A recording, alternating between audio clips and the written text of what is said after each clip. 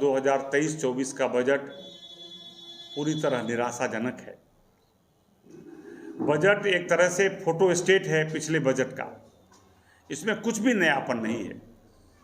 सबसे बड़ी विफलता है जो योजना व्यय बढ़ाने में ये सरकार पूरी तरह विफल रही है। ये इनके संसाधनों के तैयारी और नई योजना को प्रारंभ करने में विफलता का प्रमाण है।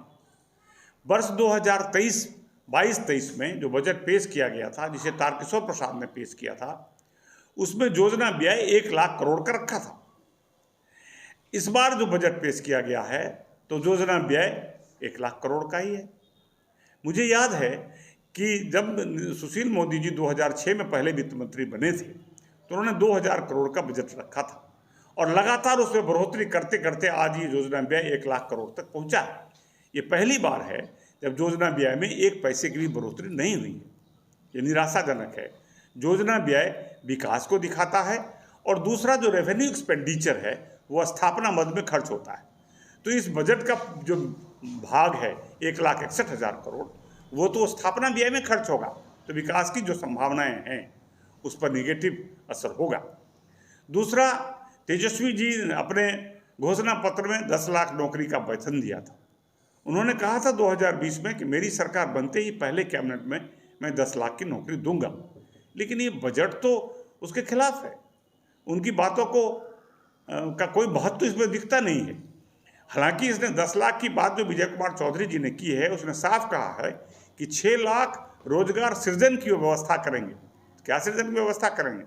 तो वो नए रोजगार पैदा करने का, स्वरोजगार पैदा करने की परिस्थिति पैदा करेंगे। भाई, आप तो नरेंद्र मोदी जी के खिलाफ बोला करते थे कि नरेंद्र मोदी जी ने जब मुद्रास्फीति योजना, मुद्रा योजना, स्टार्टअप योजना में लोगों को कहा तो आपने कहा पकौड़ा तलवाना चाहते हैं। तो आप क्या करना चाहते हैं? आप कचरी छनवाना चाहते हैं या रिक्शा चलवाना चाहते हैं?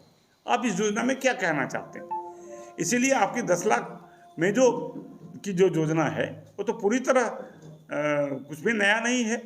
और जहाँ तक सरकारी नौकरी की बात की है, उसने कहा है कि 39,000 की नौकरी बिहार पब्लिक सर्विस कमीशन से होगी, 29,000 नौकरी कर्मचारी चयन आयोग से होगा और 75,000 की नौकरी सिपाहियों की होगी। इसके अतिरिक्त उन्होंने कहा है कि शिक्षकों की नियुक्ति होगी। तो ये तो इसमें तो कुछ नया नहीं है। वो वही है जो पहले पिछले साल से चलता आ रहा था, जिसका रिक्विजिशन एनडीए सरकार में गया हुआ था, वही है। इसलिए ये बजट एक तरह से फोटो स्टेट बजट है। जो तारकिशोर प्रसाद ने रखा था उसी का फोटो स्टेट है। इसमें कुछ नया नहीं है। और प्लान बजट में योजना व्यय में 1 पैसे की बढ़ोतरी न होना, ये भी और भी निराशा पैदा करता है। और सबसे बड़ी बात है, भारत सरकार को, बिहार सरकार के मुख्यमंत्री जी को तो धन्यवाद या कृतज्ञता ज्ञापित करनी चाहिए। इस बजट में जो 2,61 करोड़ की व्यवस्था बताई गई है, उसमें 60% तो केंद्रीय प्रक्षेत्र के पैसे हैं। केंद्र का अनुदान हो या केंद्रीय करों में बिहार की हिस्सेदारी हो, और 19% इसमें उनका कर्ज है जो भारत सरकार बिहार सरकार को देगी।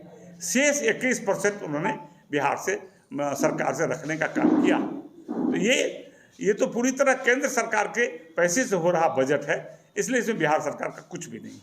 इसलिए ये बजट बिहार सरकार की दृष्टि से पूरी तरह निराशाजनक है और ये निराशा फैलाने वाला है।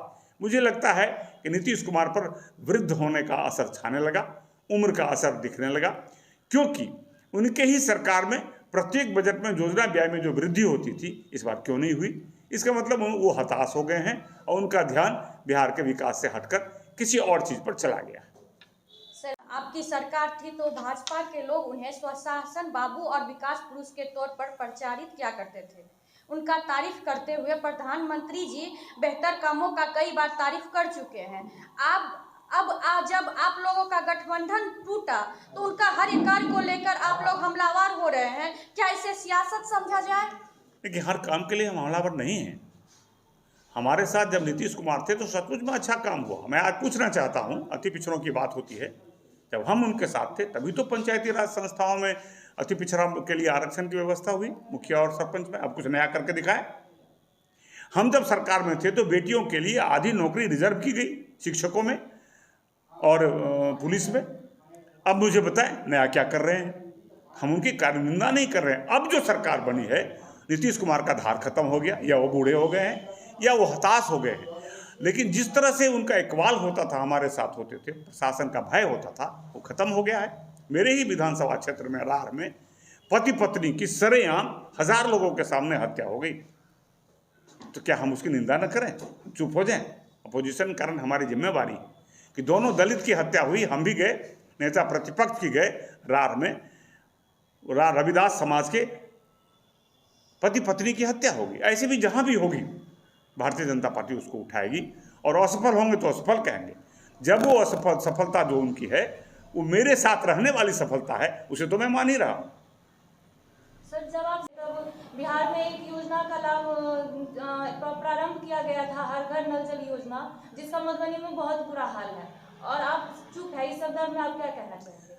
देखिए, ये बड़ी महत्वाकांक्षी योजना है हर घर नल से जल का, और जितनी प्रारंभिक काम थी वो हम लोगों ने पूरा कर दिया, जैसे टेंडर की प्रक्रिया।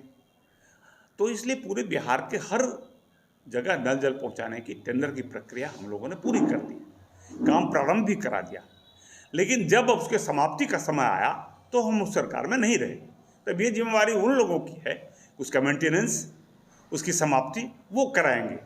यदि असफल है तो वो हमारी प्रक्रिया का असफलता नहीं है, ये असफलता अभी जो सरकार में मंत्री हैं या सरकार का काम है उसकी असफलता है। इसलिए हमारा जो हमारे जिम्मे जो काम था उसे सफलतापूर्वक एनडीए के समय में हमने पूरा किया था।